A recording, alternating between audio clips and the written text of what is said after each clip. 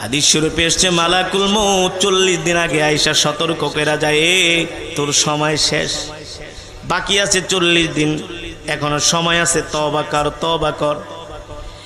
এমন করে একদিন কমে মালাকুল মউত কমতে কমতে যখন 3 দিন বাকি থাকে, কয়দিন? মালাকুল মউত সেই সময় দিনে 3 বার আছে, সকাল, দুপুর, রাত্রি। তখনই দেখবেন একজন মালাকুল মউতের 3 বার সাক্ষাৎ পাবার পরে ওই মানুষটা আস্তে আস্তে করে দুর্বল হয়ে যায়, খাওয়া দাওয়া ছেড়ে দেয়। আল্লাহর নবী সাহাবীদের সামনে মৃত্যুর আলোচনা করতেছেন। এই আলোচনা শুনে সাহাবীরা কান্না করতে করতে মজমার মধ্যে কান্নার রোল পড়ে গেছে। আল্লাহর নবী বললেন, সাহাবীরা রে, তোমরা কান্না করো না। এ মালাকুল মউত আজরাইল যারা জান্নাতি তাদের কাছে আসবে এক চেহারা নিয়া, আর যারা বদকার তাদের কাছে আসবে আরেক চেহারা নিয়া। আল্লাহর নবী দেখতেছেন সাহাবীরা মৃত্যুর ভয়ে, মালাকুল মউতের ভয়ে থরথর করে কাঁপতেছে। সাহাবায়ে কেরামদেরকে আশ্বস্ত করলেন। আল্লাহর নবী বললেন, ও সাহাবীরা, শোনো, যারা জান্নাতি হবে আল্লাহ তাআলা তাদের জান কবজ করার জন্য মালাকুল মউতকে জান্নাত থেকে একটা সাদা রুমাল দিয়া দিবে। আর আস্তে কোন সুবহানাল্লাহ। জান্নাত থেকে একটা সাদা রুমাল আল্লাহ তাআলা মালাকুল মউত আজরাইলকে দিয়ে দিবে, আর বলবে, মালাকুল মউত, এ আজরাইল, যাও আমার ওই বান্দার জান কবজ করে নিয়ে আসো, কিন্তু সাবধান, ওই বান্দাটা আমার পেয়ারা বান্দা। ওই বান্দা কোনোদিন নামাজ ছেড়ে দেয় নাই, কোনোদিন একটা গুনাহ করে নাই, নাফরমানি করে নাই, কোনোদিন আমার একটা বিধান ছেড়ে দেয় নাই, আমার রসুলের সুন্নত ছেড়ে দেয় নাই। ওই বান্দা আমার সকাল সন্ধ্যা কোরআন পড়তো, জিকির করতো। যাও জান্নাতের এই শুভ্র রুমাল নিয়ে যাও, আমার বান্দার রূহটা আমার কাছে নিয়ে আসো। এই কথা শোনার পরে মালাকুল মউত আজরাইল জান্নাত থেকে একটা শুভ্র রুমাল নিয়া আর জান্নাত থেকে খুশবু নিয়া জমিনে আসেন। কি নিয়া? সাদা রুমাল আর জান্নাতের খুশবু নিয়ে আসেন।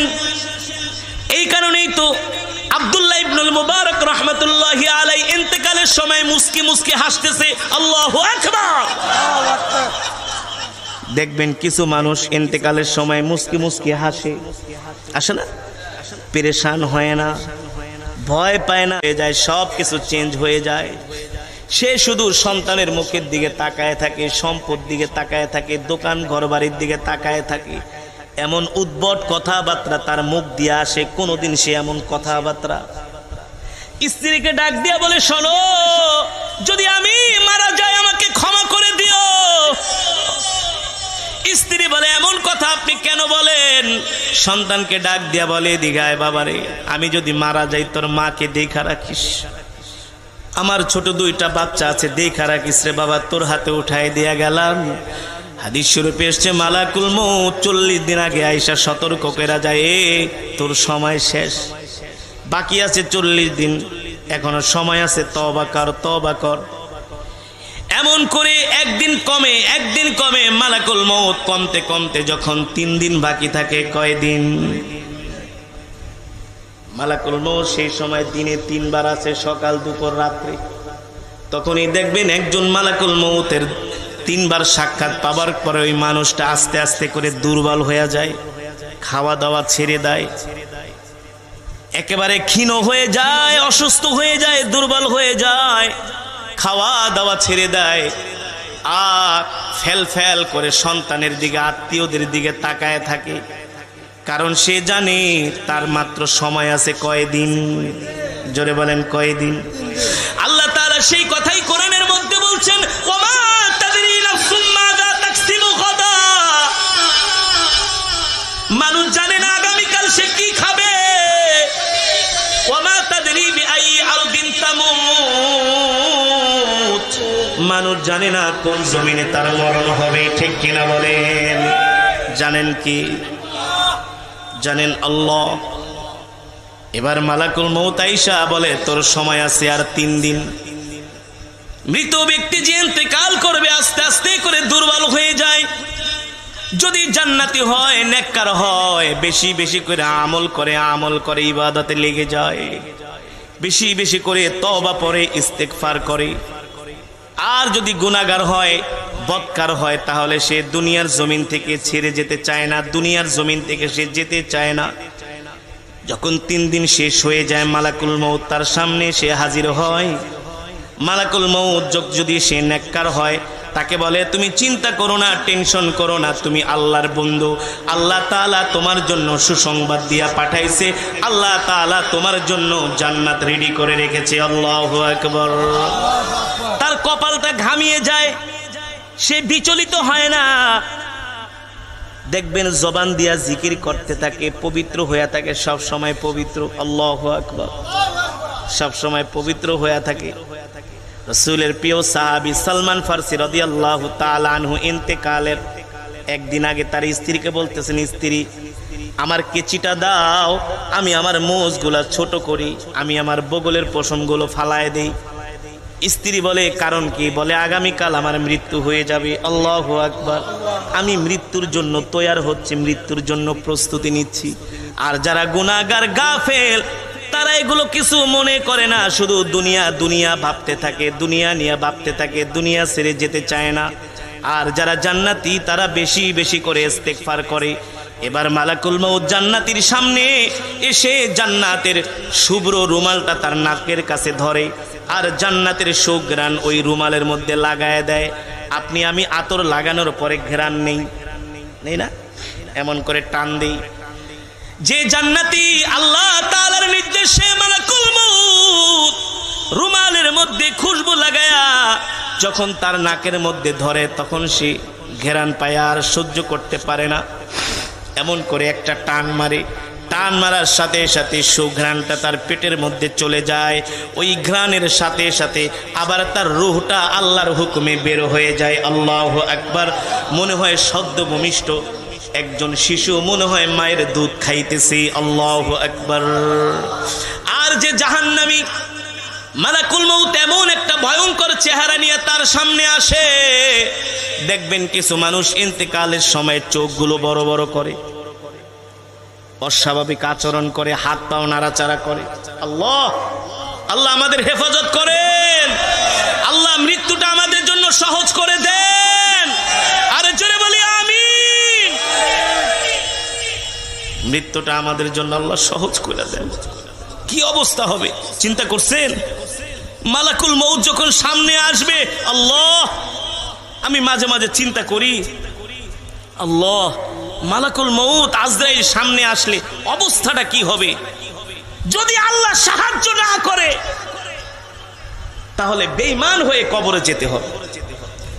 এ কারণে আল্লাহর নবী বলছেন, ও আমার সাহাবীরা, আমার উম্মতকে বলে দিও, তারা যাতে বেশি বেশি করে মৃত্যুর কথা স্মরণ করে, আল্লাহ তাআলার কাছে সাহায্য চায়। ঠিক কিনা বলে? এবার যখন মালাকুল মউত নেককার বান্দার জান কবজ করবে, সে স্বপ্নের মধ্যে যেমন দেখে, যে মানুষ স্বপ্নের মধ্যে ঘুমাইতেছে, অনেক কিছু স্বপ্ন দেখে। মালাকুল মউত যখন তার জানটা নিয়ে যাবে, স্বপ্নের মধ্যে সে দেখবে যে তার সন্তানরা তাকে গোসল করাইতেছে, সন্তানরা তাকে কাফনের কাপড় পরাচ্ছে, খাটিয়ার মধ্যে উঠায়া ঘর থেকে নামাইতেছে। সে মনে করবে স্বপ্নে দেখতেছে, যখন একেবারে কবরের কাছে নেওয়া হবে আর আত্মীয় স্বজন পড়বে, মিনহা খলাকনাকুম ওয়া ফিহা নুঈদুকুম ওয়া মিনহা নুখরিজুকুম তারাতান উখরা। আল্লাহু আকবার। যখন তাকে মাটির মধ্যে শোয়ানো হবে, কবরের মধ্যে রাখা হবে, জান্নাতি হলে সে ভয় পাবে না, ভয় করবে না। আর যদি বদকার হয়, সন্তানদেরকে বলবে, বাবারে, এত টাকা দিয়ে বাড়ি বানাইলাম, গাড়ি কিনলাম, তোরা আমাকে স্বার্থপরের মতো কবরের মধ্যে রাইখা যাইতেছিস, আমার জন্য কি মায়া লাগে না রে বাবারে? স্ত্রীর দিকে তাকায় বলবে, স্ত্রী, তোমাকে আমি এত ভালোবাসতাম, আজকে তুমি কেমন করে আমাকে একা ছেড়ে দিলা? এইভাবে করে বদকাররা এইভাবে করে বদকাররা আফসোস করবে আর কান্নাকাটি করবে। আর যারা জান্নাতি হবে তারা বিচলিত হবে না।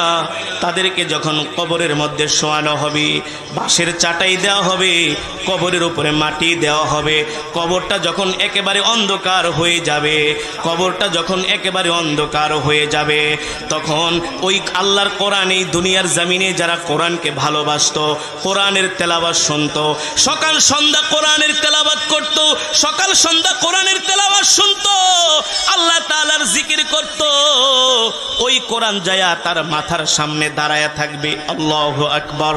আল্লাহ নবী বলছেন, ইদা উদিআল মাইয়িতু ফি কবরিহি জাআল কুরআনু ইনদা রাসিহি। যারা দুনিয়ার জমিনে আল্লাহর কোরআনের তেলাওয়াত করবে, আল্লাহর কোরআনকে ভালোবাসবে, যারা কোরআনের মজমায় আসবে, ইন্তেকালের পরে এই কোরআন তার কবরটাকে আলোকিত করবে। যে কোরআন আমি আপনাদেরকে তেলাওয়াত করে শোনাইলাম, এই কোরআন আপনার আমার কবরে এসে কবরটাকে আলোকিত করবে।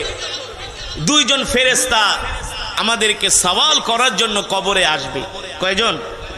মুনকার নাকির দুইজন ফেরেশতা আমাদেরকে সওয়াল করার জন্য কবরে আসবে।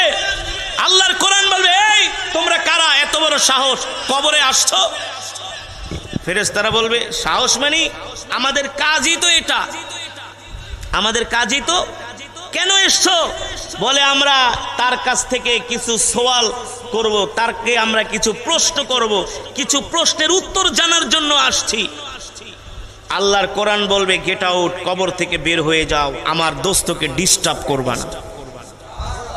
আর আস্তে কোন সুবহানাল্লাহ।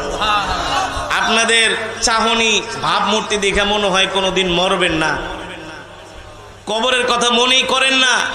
আরে এই চোখ একবার বন্ধ হয়ে গেলে আর খুলবে না, ঠিক কিনা বলেন?